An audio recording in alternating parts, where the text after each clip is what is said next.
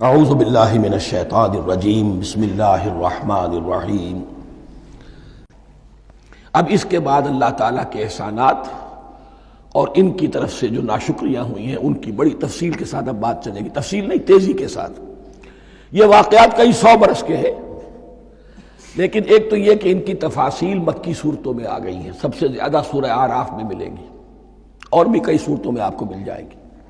یہاں پر تو پے بپے، جیسے کہ ایک قرارداد جرم کسی پر کی جاتی ہے تو اس میں سب گنوائے جاتے ہیں، تم نے یہ کیا یہ کیا یہ کیا۔ وَإِذْ نَجَّيْنَاكُم مِّنْ آلِ فِرْعَوْنَ، اور ذرا یاد کرو جب کہ ہم نے تمہیں نجات دی تھی فرعون کی قوم سے۔ يَسُومُونَكُمْ سُوءَ الْعَذَابِ، وہ تمہیں بدترین عذاب میں مبتلا کیے ہوئے تھے۔ يُذَبِّحُونَ أَبْنَاءَكُمْ وَيَسْتَحْيُونَ نِسَاءَكُمْ، تمہارے بیٹوں کو ذبح کر ڈالتے تھے اور تمہاری عورتوں کو زندہ رکھتے تھے۔ عورتیں تو پھر ان کے کام آتی تھی، گھر میں کام کاج کے لونیاں بنتی تھی، گھروں میں ڈال لیتے تھے، لیکن لڑکوں کو، اور یہ 2 موقع پر ہوا ہے بنی اسرائیل کے ساتھ، یہ بعد میں انشاءاللہ اس کی تفصیل آئے گی۔ وَفِي ذَلِكُمْ بَلَاءٌ مِّن رَبِّكُمْ عَظِيمٌ، اور یقیناً اس میں تمہارے رب کی طرف سے تمہارے لیے بڑی آزمائش تھی۔ وَإِذْ فَرَقْنَا بِكُمُ الْبَحْرَ، اور یاد کرو جب کہ ہم نے تمہارے لیے سمندر کو پھاڑ دیا یا دریا کو پھاڑ دیا۔ یہ ایک مختلف فی بات ہے کہ کس جگہ سے کراس کیا تھا بنی اسرائیل نے ایجپٹ سے سینائی پیننسولا آنے کے لیے، جزیرہ نما سینا میں۔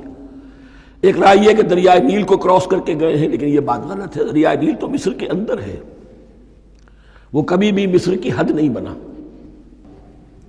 کسی کی رائے یہ ہے کہ جو خلیج سویز ہے، بحر قلزم جو ہے، ریڈ سی، وہ اوپر جا کر 2 کھاڑیوں میں تبدیل ہو جاتا ہے، خلیج عقبہ مشرق کی طرف اور خلیج سویز مغرب کی طرف، اور ان کے درمیان میں یہ سینائی پیننسولا جو ہے یہ تکون ہے، جیسے ہندوستان بھارت تکون ہے، ایسے یہ پیننسولا ہے، انڈین پیننسولا، سینائی پیننسولا۔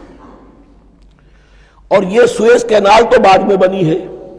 خلیج سویز اور میڈیٹرینین بحیرہ روم کے درمیان یہ کچھ چھوٹی چھوٹی، اگرچہ چھوٹی تھی سمندر کے لحاظ سے، بہت بڑی بڑی جھیلیں تھیں، اور ان جھیلوں ہی کو پھر جوڑ جوڑ کر درمیان میں جو خشکی تھی اس کو کاٹ کر سویز کینال بنائی گئی ہے۔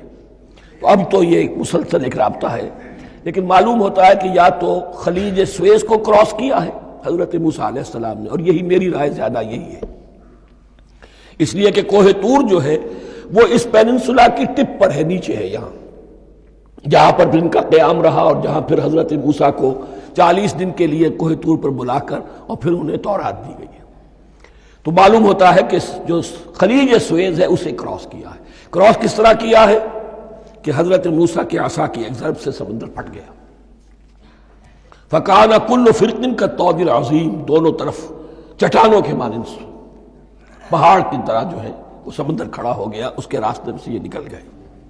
اور پھر جب فرعون اور اپنا لشکر لے کر جب آیا ہے، اس نے سوچا ہم بھی نکل جائیں، وہ غرق ہو گئے، اس لیے کہ دونوں طرف کا پانی آپس میں مل گیا۔ یہ تھی کیفیت، اور معجزانہ کیفیت تھی، یہ کوئی فطرت کے یا نیچر کے اصول کے مطابق بات نہیں تھی، اور میں عرض کر چکا ہوں، آپ کو بتا چکا ہوں معجزہ کسے کہتے ہیں۔ وَإِذْ فَرَقْنَا بِكُمُ الْبَحْرَ فَأَنْجَيْنَاكُمْ، جب ہم نے تمہارے لیے یا تمہارے ساتھ سمندر کو پھاڑ دیا، تمہارے لیے، تمہارے گزرگاہ بنانے کے لیے، تو تمہیں تو نجات دے دی۔